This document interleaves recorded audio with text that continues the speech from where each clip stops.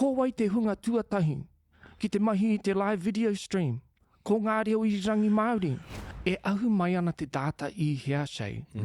E ahu mai ana te data i te kaha o ngā reo irirangi Māori. Nā reira, kua anga no atu a ngā reo irirangi Māori. Hoi anō ko tā mātou kōrero ki te katoa, e whai nei koutou i a mātou. E para nei te huarahi ki te ao keitua. E para nei te huarahi ki te ao e kōrero tiana. Māmā noi ho te kōrero. Engari whakatinanahia. Whakatinanahia.